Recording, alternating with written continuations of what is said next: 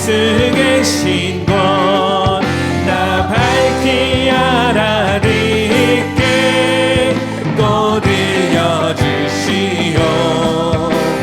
나 항상 듣던 말씀 나 항상 듣던 말씀 주 예수 계신 사랑 또 들려주시오.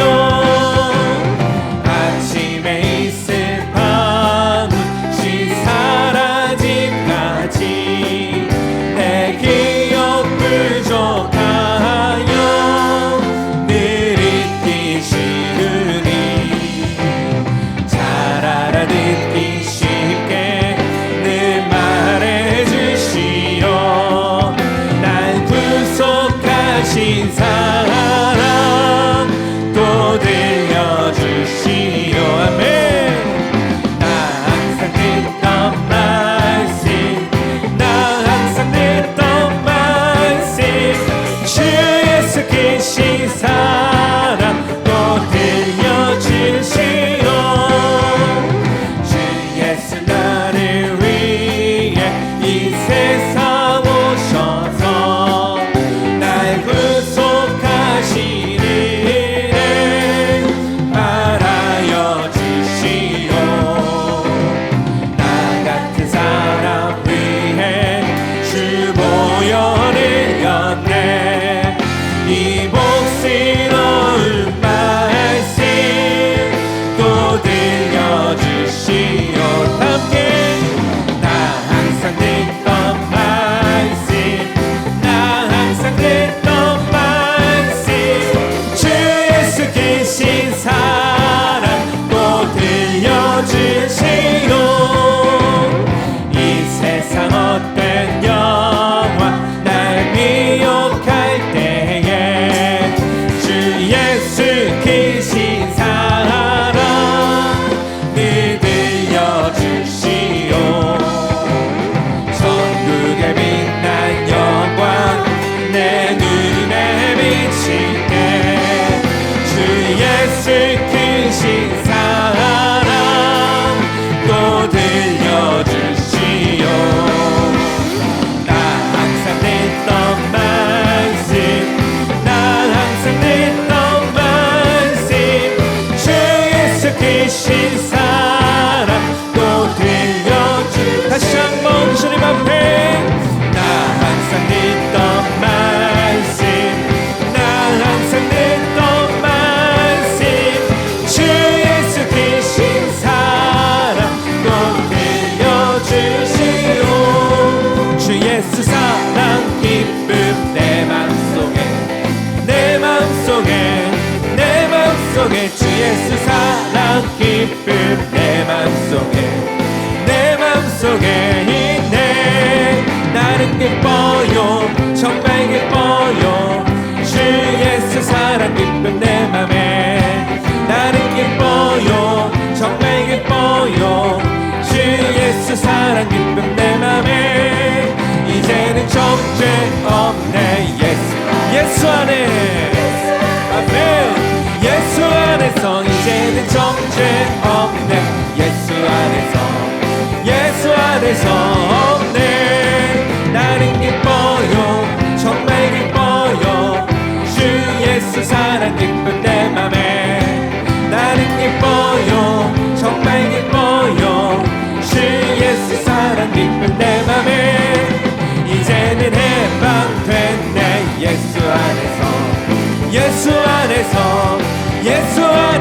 이제는 해방됐네 예수 안에서 주님 앞에. 나는 기뻐요 정말 기뻐요 주 예수 사랑 기쁨 내 맘에. 나는 기뻐요 정말 기뻐요 주 예수. 다시 한번 기쁨으로. 나는 기뻐요 정말 기뻐요 주 예수 사랑 기쁨 내 맘에. 나는 기뻐요 정말 기뻐요 주 예수 사랑 기쁨 내 맘에. 할렐루야. 우리에게 참 소망과 사랑 기쁨 주시는 주님 앞에 우리 큰 박수로 영광 올려드립시다. 그 사랑이 여전히 우리와 함께 하십니다. 우리의 기쁨 주시는 주님의 이름을 찬양합니다. 할렐루야. 이 일의 증인이로다 라는 제목으로 하나님 말씀 나누겠습니다. 원래는 오늘 설교 제목이나 본문은 전혀 다른 내용이었습니다. 그런데 지난 금요일 날 우리 성도님과 전화 한 통화를 하고 난 다음에 금요일 날 통화하고 난 다음에 토요일 어제 하루 종일 이 말씀을 묵상하면서 말씀을 준비를 했습니다. 어제 지난 금요일 어떤 통화가 있었냐면은 우리 교회 권사님 한 분이 저에게 좀 기도를 좀 요청이 들어왔습니다. 남편이 안수 집사님이신데 암이 이제 다 몸에 전이가 되었는데 목사님께서 기도를 좀 해주셨으면 좋겠다. 그래서 저는 병원이나 대구로 와서 기도해 달라는 것으로 알고 있다가 보니까 그게 아니고 전화로 기도를 요청을 한 것이었습니다. 10시에 금요일 10시에 전화를 드리겠다라고 약속을 했는데 10시부터 한 30분 동안 내가 전화를 해서 안수 집사님에게 어떤 기도를 해야 할까? 온몸이 다 암에 전이가 되었는데 하나님의 능력으로 깨끗이 고침받을 수 있다는 기도를 해야 될 것인지 어떻게 기도를 해야 할까? 그런 마음이 있었습니다. 그런 마음으로 혼자 곰곰이 이제 눈을 감고 생각을 하고 있다가 제 마음속에 이제 결단이 섰습니다. 이 부분이다.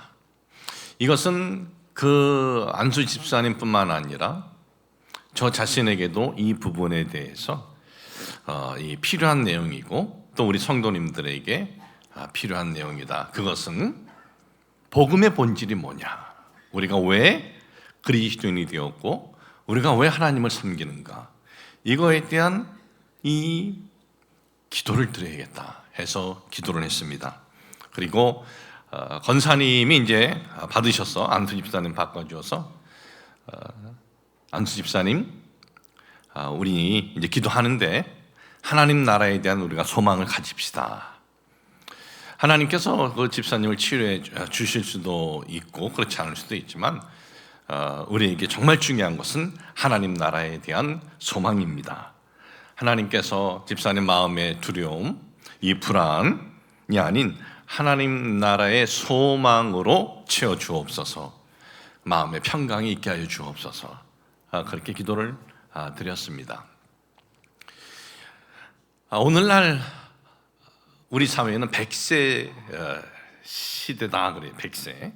그런데 90에서 100세까지 사시는 분은 0.1%라고 그럽니다. 대부분 80 언저리에 다 죽음을 만난다. 이것이 이제 통계인데, 그런데 뭐 이런 통계야 우리가 100세까지 살 수도 있고 80 언저리까지 살 수 있겠구나. 이건 참 받아들이는 것이 그렇게 부담이 되지 않는데 어느 부분이 굉장히 부담이 되냐 하면 80이든 90이든 100세든 삶의 마지막 부분 때 7년 동안 병으로 고생한다는 거예요. 심한 경우는 7년 동안 침대에 누워서 생활할 수도 있다는 거고, 이렇게 세월이 가고 나이가 먹으면서 여기저기 고장이 나서 병으로 이 고생하면서 죽는다라는 거예요. 참 듣기 싫지만은 뭐 통계인지 어떻게 하겠습니까?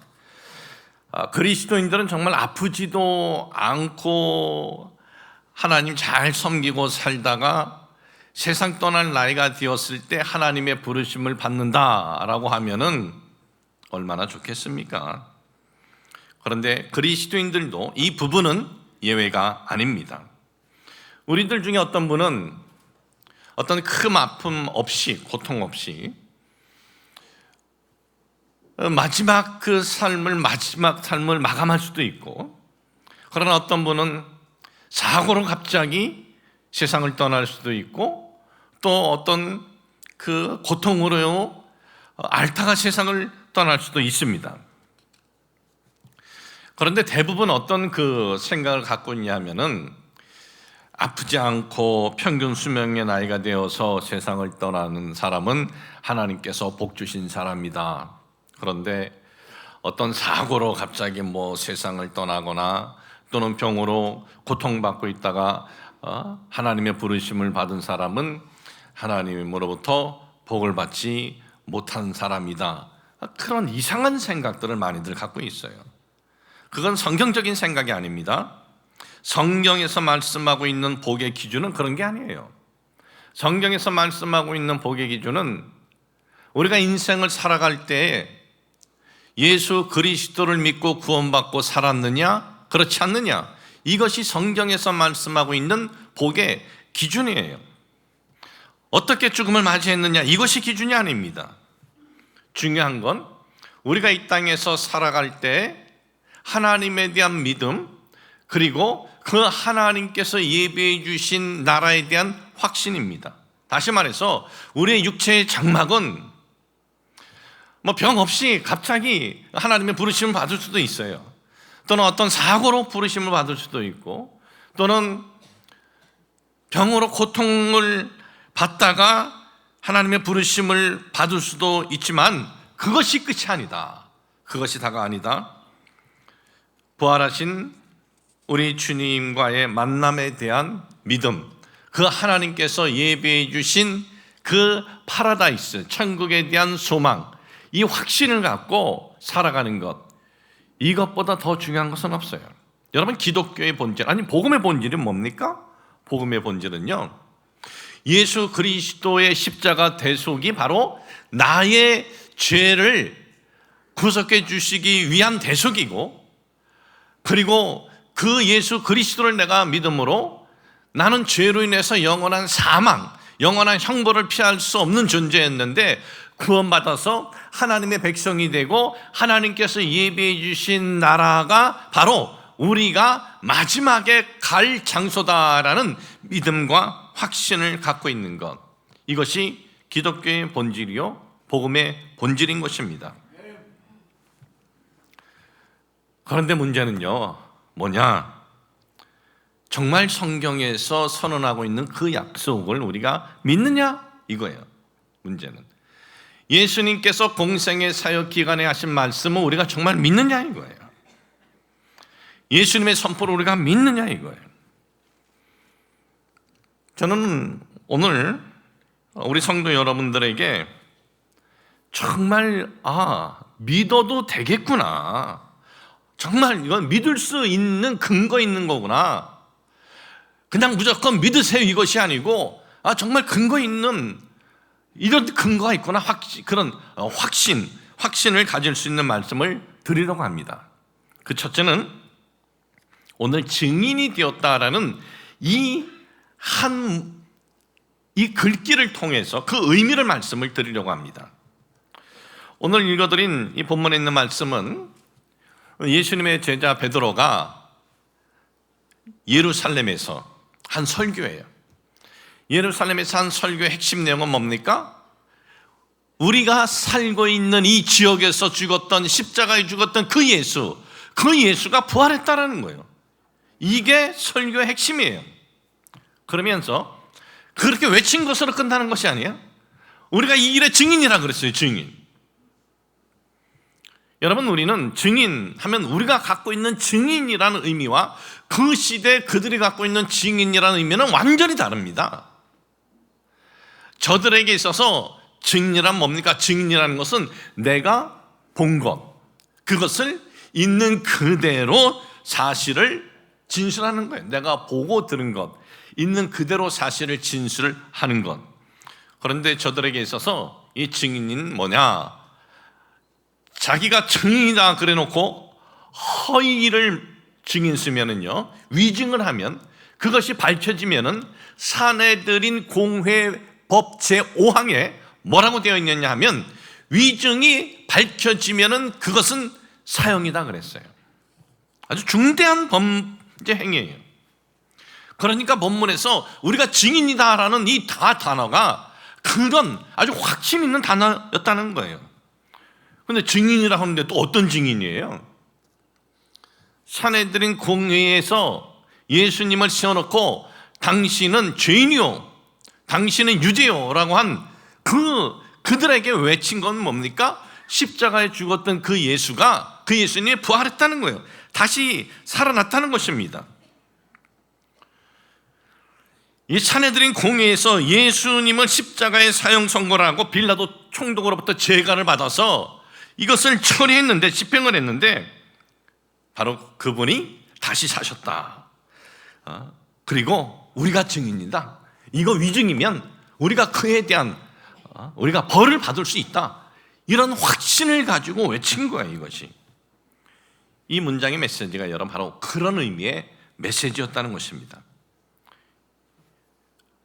우리 성도님들이 대부분이 저에 대해서 나쁜 마음은 갖지 않고 있을 거예요. 좋은 마음을 갖고 있을 거예요. 안 그러나요? 예, 물론 안 그런 분도 뭐 없지 않아 있을 건데, 좋은 마음을 갖고 있는 분들 위주로 한번 제가 말씀을 드리도록 하겠습니다. 고경한 목사가 죽었습니다. 그런데 고경한 목사가 부활했습니다. 여러분들은 직접 보지 못했어요. 말만 들었어요.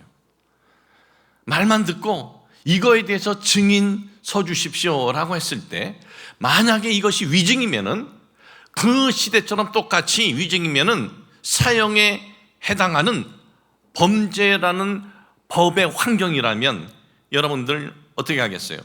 좋은 마음이 저에게 있어도 직접 이 사건, 이것에 대해서는 보지 못한 거면은 이거 증인 안 쓸 거예요. 어떻게 증인 씁니까? 증인 못 쓰죠.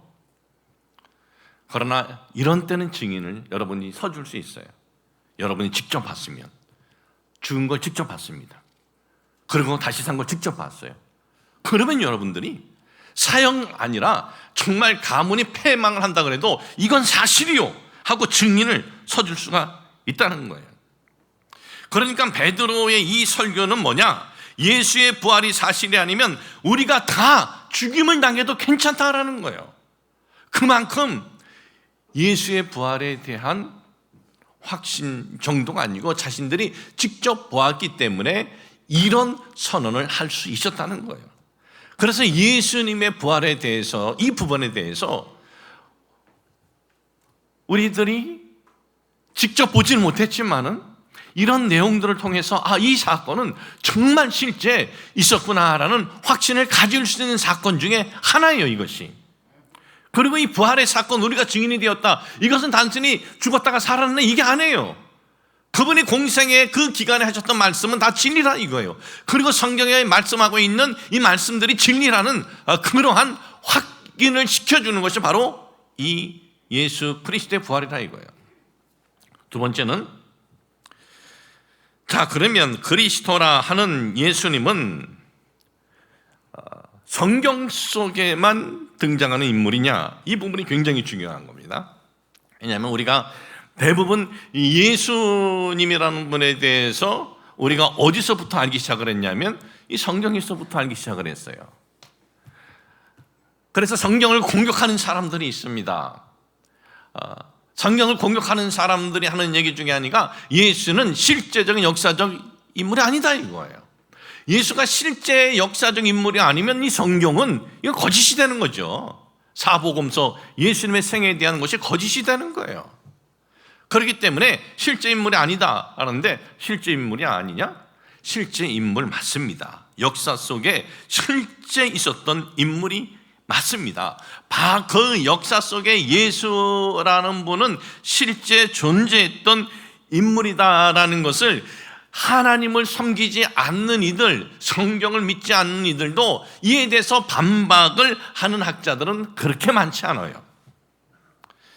이 성경 외에 이 예수님의 실제 역사적 인물이었다라는 이 기록이, 가장 오래된 기록이 언제 처음 써졌냐면은 주후 90년에 쓰여졌어요. 예수님 주 33년에 십자가에 죽으셨다가 부활 승천하셨습니다. 그러니까 한 한 반세기 정도 지났을 때 이 예수님에 대한 초대교회가 왕성하게 핍박을 받으면서도 활동할 때 쓰여진 그 기록이 있어요. 그 문서가. 그것이 뭐냐면은 요세푸스, 유대 역사가면서 로마 역사가라고도 합니다. 요세푸스가 쓴 유대 고대사라는 이 기록이 있는데, 유대 고대사 18권 3장 3절에는 이런 기록이 있습니다. 예수라는 천자가 있었다. 그는 사람들로 하여금 기꺼이 진리를 받아들일 수 있게 만드는 랍비, 선생이죠. 랍비였다. 그는 수많은 유대인뿐 아니라 이방인까지도 그의 곁으로 끌어들였다. 그가 바로 그리스도였다. 빌라도가 유대의 유력 인사들의 요청에 의해 그를 십자가에 달려 죽게 했으나 그를 처음부터 사랑하던 자들은 그를 버리지 않았다. 하나님의 선지자들은 이뿐 아니라 그에 관해서 수많은 놀라운 일들을 예언했었다. 그의 이름을 본토 그리스도인이라 불리는 사람들은 오늘까지도 남아있다. 오늘까지가 오늘이 아니고 주 70년 도미티아누스 로마 황제 때를 말하는 거예요. 이 요세푸스라는 사람은 주 37년에 태어난 사람입니다. 이 사람은 율법 학자고, 그리고 유대인들에게는 귀족 출신이에요. 귀족. 제사장 가문이고, 그리고 하스몬이라는 가문이 있습니다. 그 시대 하스몬 가문이라는 것은 최고의 귀족이에요. 바로 거기 출신인 이는 율법에 능통했고, 그리고 사두개파, 에세네파, 그리고 바리새파 모든 그 파들을 섭렵을 하면서 가장 그래도 하나님을 섬기는 데는 바리새파가 맞겠다 싶어서 바리새파를 택한 사람입니다. 그리고 이 사람은 주 66년 유대 이 반란이 일어났을 때, 로마에 반란이 일어났을 때 그의 나이 29살에 유대편에 서가지고 유대 지휘관이었어요. 그런데 갈릴리에서 이 로마와 전투에 패배하면서 그런 로마에 이제 투항을 합니다. 그에 대한 역사적 평가는요, 아주 극과 극으로 갈리지만은 저는 그를 평가하자는 게 아니에요. 저는 그를 평가하자는 것이 아니고, 예수님에 대한 어떤 긍정적인 마음이 있는 사람도 아니고, 유대 율법 학자가 초대 교회가 세워졌을 때 주님의 제자들이 활동을 할 때 동시대 인물로서 이 기독교와 예수님에 대한 분명한 언급을 그가 했다라는 것입니다. 이 유대 고대사는 주 90년에 썼습니다. 여기에 분명히 뭐라고 언급을 하고 있습니까? 성경에 있는 내용 그대로 언급하고 있지 않습니까? 유대 유력한 자들, 사내들의 공의 회원들이에요. 그들의 요청에 따라서 빌라도가 십자가에 달려 죽게 했다. 빌라도는요, 실제 있었던 그 유대 총독으로서 주 26년부터 36년까지 예수님을 십자가에 죽이는 것을 허락하고 난 다음 그 3년 뒤 36년까지 유대 지역의 총독이었어요. 그리고 요세푸스가 유대 고대사를 썼을 때 로마의 도미티아누스 황제는요, 교회를 네로보다 더 무섭게 핍박을 할 때였어요. 그런데 바로 그런 때에도 그는 분명한 언급을 합니다. 그리스도인이라고 불리는 이들이 있었다라고 한 거예요. 다시 말해서 예수님에 대한 이 실존에 대해서는 성경 속에만 있는 것이 아니라 역사 속에 실제 있었던 인물이고, 그리고 그 역사가 말하는 대로 성경과 똑같은 형태로 그분이 십자가에서 죽임을 당했다라는 것은 무엇을 우리에게 뜻합니까? 실제 역사 속에서 그분이 십자가에 돌아가셨고, 그리고 그분은 그의 제자들의 고백대로 다시 사셨다라는 것이 확인되는 내용 중에 하나예요, 이것이. 10번째는, 자, 그러면 왜 저들은 예수가 유대 유력 인사들에게 고발당하고 빌라도에 의해서 십자가에 죽었는데 그를 왜 그리스도라 믿었냐 이거예요. 왜 그리스도를 믿었느냐, 이에 대해서 예수님의 부활에 대한 현재 최고의 그 권위자가 있어요. 부활에 대한 이 세계적인 권위자가 있는데 게리 하버마스 박사라는 분이 있었는데 그분이 이걸 12가지로 쭉 하나 둘 셋 쭉 나눠서 얘기했는데 내용을 간추리면 이렇습니다. 예수님은 확실히 죽었다. 그리고 확실히 장사되었다. 그런데 그분의 무덤은 비었다. 그리고 그 예수님을 따랐던 이들은 예수님을 따랐다는 것 자체도 숨기고 싶었다. 왜냐하면 자기 자신들에게 불이익을 당할까 봐 너무나 두려워했다. 그리고 예수님이 죽으심으로 이제 모든 것이 끝났다라고 생각을 했다. 그런데 이들이 변화가 되었다는 거예요. 어떻게 변화되었느냐? 자기의 목숨을 내놓고 그 예수가 다시 살았다고 그렇게 외치고 다녔다는 거예요. 그리고 이것이 초대교회의 핵심 설교였어요. 핵심 메시지였어요.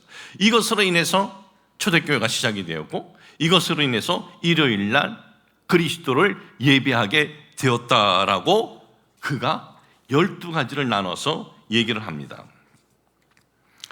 여러분 자 보십시오. 예수의 부활의 증인이라고 한 주님의 제자들은요, 자신들이 보고 들은 것만 주장하고 끝난 것이었습니까? 아닙니다. 거기에 자기의 생명까지 바쳤어요. 자기의 목까지 바쳤어요. 그래서 예수님의 제자들을 보면 사도 요한만 나이가 들어서 자연사를 하고 다 예수의 부활을 전하러 다니다가 다 죽임을 당합니다. 한 명도 빠짐없이 다 죽임을 당해요. 야고보가 제일 먼저 죽임을 당합니다. 39살에 목이 잘려서 죽습니다. 빌립은 나무 십자가에 달려 죽고요. 마태는 비늘 창에 찔려 죽었고, 베드로는 거꾸로 십자가에 달려 죽고, 안드레 몽둥이로 맞고 X형 십자가에 달려 죽습니다. 알페오의 아들 야고보는 막대기와 돌에 맞아 죽고, 다데오는 시민들에게 또 맞아 죽습니다. 마띠아 돌에 맞고 참수당합니다. 도마 인도에서 창에 맞아 죽고, 바딜메오라 불리오는 나다나엘은 산채로 가죽이 벗겨져 죽습니다. 열심당한 시몬 거꾸로 매달려서 톱으로 치움을 당해 죽습니다. 이들은 그 어떤 보상이 없는데도 예수 부활의 이 증인으로 살다가 어떤 그 보상을 받은 것이 아니에요. 예수 부활의 증인으로 살다가 무슨 명예를 얻은 것도 아니에요.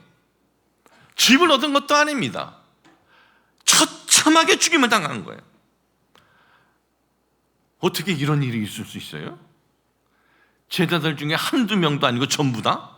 그것은 자신들의 고백대로 예수의 부활을 직접 목격하였기 때문에 거기에 자기의 목을 거는 것이 두렵지 않았던 거예요. 여러분, 오늘 여러분들에게 어디 가서 순교하라면 하겠어요? 우린 못해요. 저도 자신 없어요. 우린 못해요. 근데 이러면 우린 바로 할 수 있어요. 예수님의 부활을 우리가 직접 목격했으면 우리도 바로 가서 할 수 있어요. 탈레반에게 가서 복음 전하라 그래도 가서 할 수 있고 바로 할 수 있어요. 제가 말씀드리고 싶은 것은 예수님의 제자들이 자기의 그 생명까지도 이렇게 던질 수 있는 것은 다른 이유가 없다 이거예요. 그들이 직접 그 고백대로 눈으로 보고 그 예수님과 대화를 하였기 때문에 자기의 이 죽음이 아닌 거예요. 이것이 바로 예수 부활은 사실이다라는 가장 확인된 사건 중에 하나예요. 그분의 부활은 또다시 무엇을 말씀하고 있습니까? 그분이 공생의 기간에 선포했던 모든 말씀은 진리다라는 거예요. 네 번째는요, 뭐가 있냐면은 예수님의 공생의 사역에 대한 기록이 증인이에요. 공생의 사역에 대한 기록. 예수님의 공생의 사역에 대한 기록은 마태, 마가, 누가, 요한 이 사복음서라 그러죠. 이 네 개인데, 그런데 예수님에 대해서 부정적으로 공격하는 이들이 공통적으로 늘 해오는 것이 있어요. 고대 신화에도 물로 가지고 포도주로 만들었다는 이야기가 있다. 고대 신화의 내용을 거기다가 집어넣었다. 고대 신화에 물 위를 걸은 그 이야기도 있는데 거기에 집어넣었다. 공통적으로 이런 주장을 해요. 여러분, 마태, 마가, 누가, 요한은요, 이 사복음서가 쓰여진 것은 예수님께서 부활 승천하신 다음에 몇백 년 후에 사람들의 입을 통해서 전해서 쓰여진 게 아니에요. 이게 마태, 마가, 누가, 요한 기록 연도를 보면 이렇습니다. 마가가 제일 먼저 쓰여졌습니다. 주후 70년이에요. 예수님 주후 33년 부활 승천, 십자가에 죽으셨다가 부활 승천하신 다음에 70년이면 얼마나 돼요? 37년 되죠. 자, 그리고 마태, 누가복음은요 주후 80년이에요. 그리고 요한복음은 주후 90년이에요. 그러니까 반세기 안에 이게 쓰여졌는데, 이건 무엇을 뜻하냐면 이것은 말로 구두로 수백 년 동안 전해져 온 것을 받아 쓴 것이 아니라 예수님 부활 승천 후 37년에서 57년 사이에 기록을 했다는 겁니다. 그러니까 저들은 똑똑히 본 사건들을 기록을 한 거예요. 저는 1977년 3월 1일 부모님 따라서 저 파라과이로 이민을 갔습니다. 46년 전이에요. 근데 46년 전 출발하기 전부터 있었던 사건들은 저는 생생하게 기억합니다.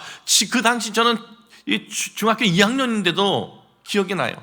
아버지 어머니가 어느 날 부르셔요. 우리 이민 간다. 파라과이라는 나라로 가는데 거기는 고깃값이 싸다. 바나나 길에 널려 깔렸다. 그런데 네가 그래 열심히 스페인어 공부를 해서 우리를 그 말을 통하게 해야 되지 않겠느냐 하면서 등록하라는 거예요. 그래서 저기 종로 학원에 가가지고 등록했습니다. 3개월짜리. 근데 한 달 하니까 하기가 싫은 거예요. 뭔 얘기하는지도 모르겠고, 한 달 하다가 아버지 어머니 그냥 가셔도 되겠습니다. 이제 떠나기 한 달 전입니다. 어느 날 아버지가 양쪽에 멍게를 많이 사갖고 왔어요. 그 당시 멍게는 굉장히 비싼 거예요. 오늘날 최고급 한우값 그 정도에서 그걸 갖고 오시면서 뭐라 그러셨냐면, 야, 그 나라는 바다가 없댄다. 그러니까 이런 해삼이나 이런 거 없어. 멍게 이건 한번 실컷 먹자 해서 아주 실컷 먹은 적이 있어요. 그리고 김포공항에 갔는데 친척 중에 하나가 그 노란 그 찜통이라고 그러나요? 그 양은으로 된 거, 거기 하나 뭘 들고 왔어요. 보니까 다 김밥이야. 야, 비행기 며칠 타고 가는데 먹을 거 없을 때 이거 먹으라고. 비행기에서 밥 주는 거 우리 그때 모르잖아요. 그러니까 이걸 사온 거예요. 굶을까 봐. 근데 이게 어디서 다 끝나느냐? 나리타 공항에서 다 없어졌어요. 우리가 펄춤만 놓고 먹는데 보니까 파라과이까지 그 이민 가는 가족이 6가족이 더 있는 거예요. 우리가 김밥 먹고 있으니까 다 와가지고 어디 갔냐고, 파라과이 간다고. 아, 동창생이구나 해가지고 같이들 먹으니까 순식간에 없어져 버렸어요. 그렇게 해서 3월 4일 날 도착한 그 나라에서의 삶에 대해서 지금 하나 쓰라면 정확히 다 쓸 수 있어요. 정확히 심의하지도 않게. 자, 그러면 우리 주님의 공생의 3년 반을 따라다녔던 제자들, 그 예수님에 대해서 기록을 하는데 없는 것, 신화 어디서 들은 거를 쓴다? 여러분, 들은 거 쓸 수도 있어요. 그런데 실제 있지 않은 뭐를 쓰면은요, 어떤 이익이 있을 때, 야, 요거 쓰면은 책이 무지하게 팔리겠다 하면은 쓸 수도 있어요. 여러분, 왜 조회수 많이 나오는 게 하려고 그러는지 아세요? 자극적으로 호기심 주고, 그러면 조회수가 많이 오르면 그렇게 할 수도 있어요. 그러나 이건 뭐예요? 이게 잘 팔리기 위해서 이거 지금 그때 이거 씁니까? 전혀 아니죠. 조회수 막 늘어나는 것도 아닙니다. 무슨 돈이 벌려지나요? 아니에요. 다 그건 반대죠. 그러니까 사실이 아닌 사건을 써야 할 이유가 하나도 없는 거예요. 그렇기 때문에 사복음서의 내용은 모두 다 사실이고 진리다라는 거예요. 사복음서의 내용이 사실이고 진리면 뭡니까? 우리는 이 땅에서 어떻게든 누군 병으로도 솔직히 죽을 수도 있고, 누군 사고로도 죽을 수도 있고, 갑자기 세상을 떠날 수도 있지만, 예수님께서 하신 말씀이 뭐예요? 마지막 그 죽어가는 강도 한 명이 예수님께 은혜와 자비를 구했을 때 그래 네가 오늘 나와 함께 낙원에 가리라. 여러분 이걸 우리가 확실히 믿고 나아가야 된다 이거죠. 이게 바로 복음이다라는 것을 잊지 마시길 주님의 이름으로 축복을 합니다.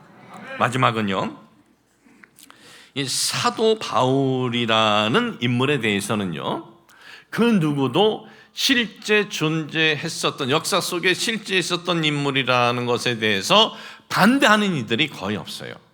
사도 바울에 대해서는 이 책들도 많고 또 논문들도 많습니다. 실제 있었던 인물입니다. 그런데 사도 바울은 주 67년에 로마에서 목이 잘려서 죽임을 당합니다.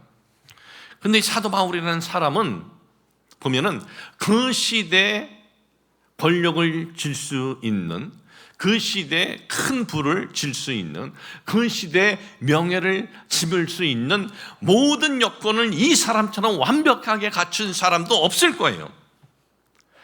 그는 자신은 가말리엘 문화생이었다 그래요. 가말리엘의 제자였다는 거예요. 가말리엘이 누구냐? 그 시대 율법 학자 중에 가장 존경받고 유명한 사람이에요. 그분이 자기 스승이래요. 가말리엘 이 율법 학자가 얘는 내 제자야 그랬다는 거예요. 그리고 그는 또 나는 바리새인 중에 바리새인이고, 그리고 그뿐만 아니라 산헤드린 공예, 입법, 사법, 행정권을 다 갖고 있는 산헤드린 공예 71명 중에 수장이 있어요. 수장이 대제사장입니다. 이 수장이 의장이에요. 뭐 영향력 막강하죠. 그로부터도 신임을 받았던 사람이 바로 이 바울이에요. 사도행전 9장 1절과 2절에 보면은 사울이 주의 제자들에 대하여 여전히 위협과 살기가 등등하여 대제사장에게 가서 다맥석 여러 회당에 가져갈 공문을 청하니, 이는 만일 그 도를 따르는 사람을 만나면 남녀를 막론하고 결박하여 예루살렘으로 잡아오려 함이라. 산헤드린 공예의 의장인 대제사장에게 공문 주세요 라고 할 정도였다는 거예요. 참 이 사도 바울인 이 사람처럼 출세 또 성공하여 권력과 부와 명예를 다 얻을 수 있는 이런 완벽한 조건을 가진 사람이 그렇게 많지 않습니다. 그런데 그는 권력을 가질 수도 있고 금과 은을 가질 수도 있고 명예를 가질 수도 있는데, 권력, 금, 그리고 이 명예에 대해서 뭐라고 표현하는지 아세요? 빌립보서 3장 8절에 이렇게 표현합니다. 또한 모든 것을 해로 여김은 내 주 그리스도 예수를 아는 지식이 가장 고상하기 때문이라. 내가 그를 위하여 모든 것을 잃어버리고 배설물로 여김은 그리스도를 얻고. 배설물이래요. 배설물. 배설물 뭔지 아시죠? 금이 배설물입니까? 은이 배설물이에요? 권력이 배설물입니까? 명예가 배설물입니까? 아니 그럼 바울은 미쳐서 이런 거예요? 정신 나간 사람이에요? 아니면 모자라서? 바울이요, 신약의 27권 중에 13권의 서신서를 쓴 이 탁월한 사람입니다. 그런데 그는 손만 뻗치면 잡을 수 있고, 손만 뻗치면 자기 손에 넣을 수 있는 권력, 부, 명예, 배설물이래요. 왜? 자기는 부활하신 예수님을 직접 만났기 때문에 저런 것들은 그에게 있어서 아무것도 아니다라는 것입니다. 그러면서 이 부활하신 예수님을 아는 지식, 그 부활하신 그 예수님을 아는 이 지식에 자기의 생명까지 던져버린 거예요. 바울에게 있어서 죽음은 죽음이 아닌 거예요. 그래서 죽음에 대해서 이렇게 조롱하지 않습니까? 고린도전서 15장 55절에 보면 그가 이렇게 얘기합니다. 사망아 너의 승리가 어디 있냐? 사망아 네가 쏘는 것이 어디 있느냐? 그런 거예요. 사랑하는 성도 여러분, 내 주 그리스도 예수를 아는 지식, 그것은 생명까지도 웃으면서 던질 수 있는, 기쁨으로 던질 수 있는 거예요. 내 주 예수를 아는 지식이, 그분을 아는 지식이. 여러분, 우리가 예수 그리스도를 믿고 이 땅에 산다, 어떤 한 종교를 가진 종교인으로서 마음의 평화를 누리고 그리고 안정을 누리고 그게가 아닙니다. 그런 거가 그런 것이 범접할 수 없는 거예요. 우리는 지금 이 5가지 내용을 이렇게 보면서 우리가 확신 가질 수 있는 것이 성경에서 선언한, 예수님께서 선언하신 말씀, 공생의 기간에 선언하신 말씀에 대한 우리가 확신을 가질 수가 있고, 그리고 죽어도 다시 산다는 이 소망을 가질 수가 있는 것입니다. 사랑하는 성도 여러분, 오늘 여러분들이 교회를 다니고 그리스도인으로 살아갈 때 그리스도인의 이 본질, 이 기독교의 본질, 복음의 본질, 죽음도 우리를 쓰러뜨릴 수 없는 그 영원한 하나님 나라에 대한 이 소망, 이걸 잊지 말고 살아가시길 주님의 이름으로 축복을 합니다. 하나님 아버지, 저희들 복음의 본질을 붙잡고 지금 우리 주님을 섬기고 있는지 우리 자신을 다시 한번 돌아보게 하여 주옵소서.